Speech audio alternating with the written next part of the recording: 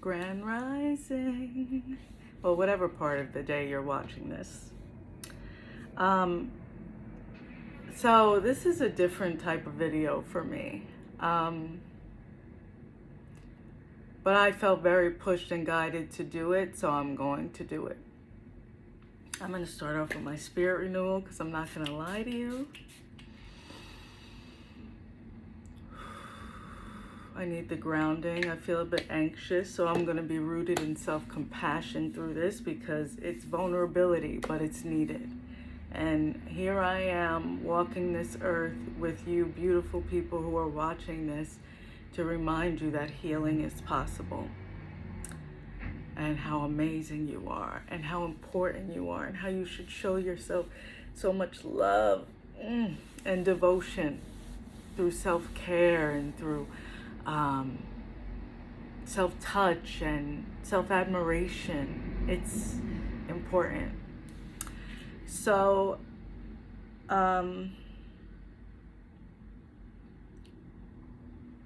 divorce is not something I've really spoke about. Like here and there, I've mentioned that I'm divorced, but I never really spoke about it. And I think there were many reasons. God told me to be quiet and to allow God to allow the process. So allowing the process is hard because when you're in pain, you don't feel like anything is just. You feel like everything is an injustice. If the weather is not right, it's an injustice. When you're in pain, nothing feels right. You can't really practice gratitude. You're in survival mode. And you're just looking for your vengeance and justice. But I've always felt very close to God, and since I was a little girl, and God told me to heal and to trust God. And I remember how difficult my divorce was, going into court, after being with someone for almost 18 years, and I think it was 18 years or something like that. And 2 children, all that stuff. You don't really anticipate the ending. The truth is, I think as I healed and realized that I always kind of had, like, I devoted so much of myself, but I always felt like it wasn't going to work. I always kind of knew. So could I have, followed that? Yeah, but I didn't trust myself, right? Could I beat myself up and say, why'd you do it? Yeah, but once again, I didn't trust myself. So I'll say, it's okay, Cynthia, as I unpack the healing, right? And the truth is, the divorce happened because of both of us. I devoted too much of my time and energy into him and somehow expected him to make me happy. And he had his issues mentally, emotionally, and he couldn't even make himself happy, and I couldn't make myself happy, and we were 2 broken people. So blame is easy, right? Because that's the ego's way of avoiding self-reflection. But the divorce itself was really tough because of the behavior and the lack of help and the lack of pointing fingers and all of the abuse and neglect. And the lies and the trying to just make sure that I wasn't okay, and nor were my children. And that was tough. And through the process, and the reason I want to talk about this is because I don't want to give that person too much energy, because the truth is, it was one of my greatest teachers, and I wouldn't be Cynthia. I wouldn't be me. I wouldn't be on my path if I didn't allow myself to heal, and I didn't listen to God, and I didn't become reactive and vindictive. Like, I didn't do that. I got quiet as God asked me to and guided me to. And that makes me so emotional because I can feel God's love as I'm speaking to you about this and how proud God is of me. You know, and I always felt like I was so rebellious, which in ways definitely I am, you know, naturally.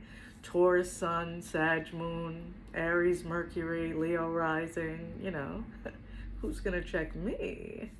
But I didn't trust anyone. You know, a lot happened in my childhood and in my life that made me not trust people. It made me not feel safe and protected. And once again, it's not even about blame, because every version of the people around me did the best with what they knew and had their own trauma and pain. But I wanted to make this video also to talk about healing after the aftermath of the storm. And I don't think we talk enough about that and how difficult it is. You know, it's painful. It's painful healing after abuse, neglect, narcissism, sexual abuse, you know, whatever you've gone through in your life. It's tough healing from those things.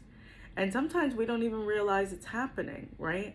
And then if we don't heal, what we do is we bleed on the people that we love, that we say we love and they're important to us. But,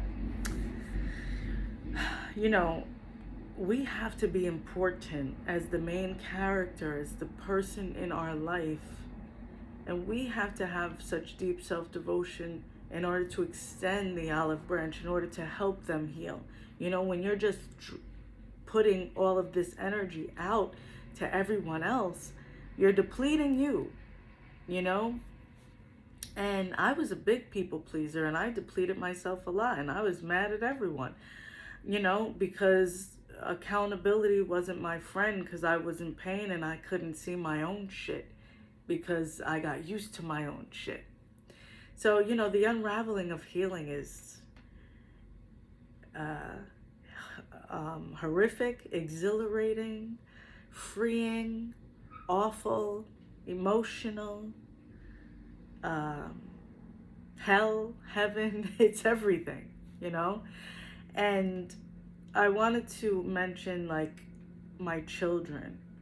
And if you're going through something and you're watching someone you love that hasn't healed, or if you're going through something with your children or family in any way, in order to help them or make them better, well, you can't make anything, you know, anyone do something. You can, but when it comes from the core of them wanting it, without you having to constantly push, then, you know, it's better, and they'll become better, and they'll love themselves more, and they'll learn in a different way. And not everyone is ready or equipped to start a healing journey until later on in life, you know, until their 40s, until their 50s. Some don't ever do it. But all you can do is focus on you. That's the best thing you can do for people you love.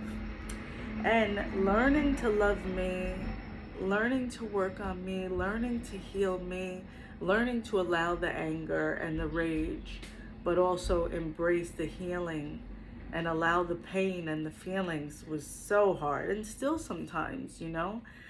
But the human experience, I've learned, is so important, you know. And to constantly say, like, we chose this life, we create this, yes, I believe that to degrees, but also some things just fucking suck. And you don't deserve to suffer. And I am not attracting suffering anymore because I've healed it. And I know the patterns that I have had because of it. But that shit sucked, and I deserve protection. And I don't have to embrace that as something I chose or wanted, you know?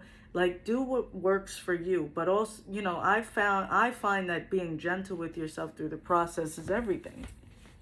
So I realized through my divorce the toll it took on my children in different ways, right?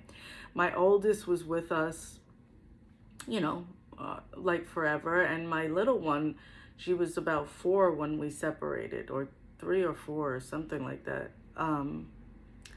And it affected them both differently because they both had a different perception of things and a view of things. Where my oldest was in the relationship for a while, and she saw a lot. And like me, when I was younger, she kind of came to me and, vocalized that she wouldn't be with someone like him. And I remember doing that when I was little too. And it clicked, and I was like, oh shit, I'm recreating this. And watching divorce is hell. I mean, kudos to the people who have, healthy divorces and can be in a good space. That's great. But divorce for me was hell. And a lot of people are confused and all of that. So it pulls you away. It's a death of so many things and so many relationships. And you watch people and they watch you, and you see really what things are and how people feel and who you have, who you don't have. So it's a horrific experience. But my children and watching them and learning how to approach them, right? My oldest and I were at war with each other for a long time. And my kids didn't trust me, but I didn't trust me. Like, they didn't trust me that things were going to get better, because I had to start working towards things getting better, and I had to start working towards me getting better. And I was at war with myself. They were at war with their self. My youngest has an IEP, and she had to get help, and I had to go to CSE meetings while going through a divorce, and with health insurance being canceled and bank accounts being shut down, and spite happening, and getting off almost 13 medications, and it was so hard. It was so hard, so we couldn't heal. And me and my oldest probably didn't like each other for like 5.5, 6 years. I don't know, it was long. And she was in pain, I was in pain, and I couldn't fix it. And I wasn't supposed to. I was supposed to lean not on my own understanding, but lean on God and follow the path. And it's scary when you're following the path. And my youngest, she was mad because she thought he was the world. And, and eventually things started happening, and she started seeing things for what they were, and the behavior that was happening towards her. And they were in so much pain. And oftentimes, like, why did you pick that person? Why did you, was looking for blame. When we're in pain, blame is our ego's way of avoiding self-reflection, because we want to validate the pain. It's not fair. And it sucks, and sometimes it's not fair. But I had to work on me. Like I said, I had to devote time to me. And healing is so possible. And I'm not only a mom to my daughters, but I'm a mom to me now. And I'm a lover to me now. And I'm an ally and a friend to me now. And so many things had to go, and so many people had to be released. And so many habits and patterns had to be let go of, to heal my body, to heal my mind. And it's still very difficult. But the most important things were my awareness and my trust and my faith and my ability to learn detachment, the importance of detachment, and apologizing to my children. Because there's so many things I could list in this video to villainize that man. But I do wish him healing. I do.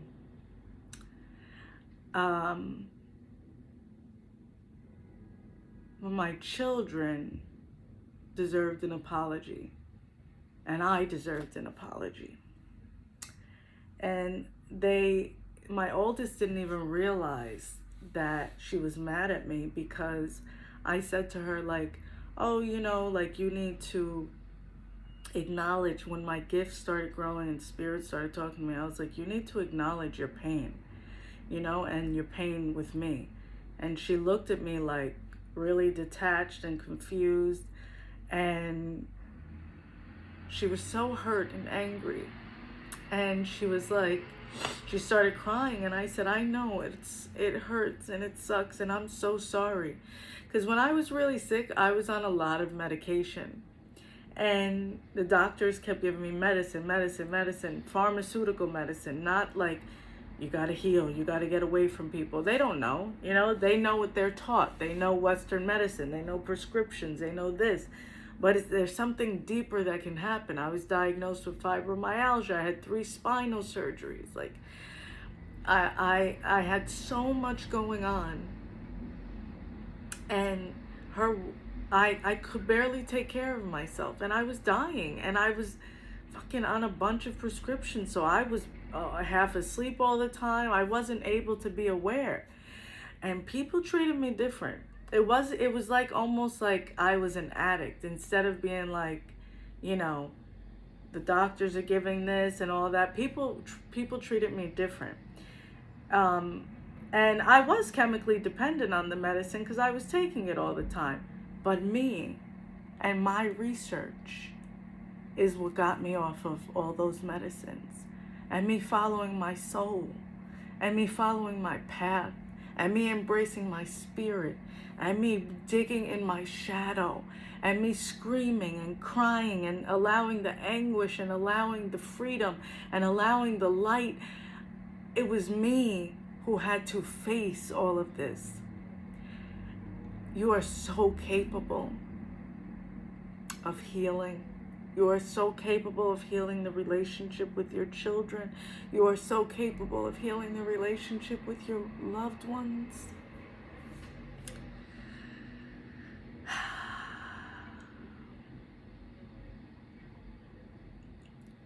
It took time. And I said to her, you were abandoned. And you don't want to say that because you don't want to be mad at me because I was so sick. But you have every right, and you need to allow that pain. You need to acknowledge that I wasn't present. So how was I present for you? You were alone for a while. And I'm so sorry. And we cried, and it took time. But me and my baby are in such a good place.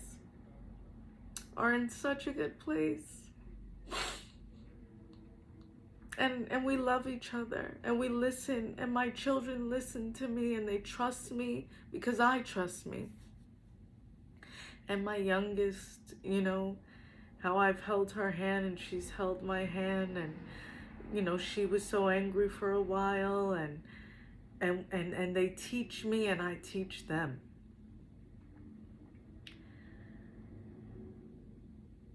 Life is strange in so many ways, and so much of what we experience has nothing to do with who we really are. So much of what we endure has nothing to do with who we can become.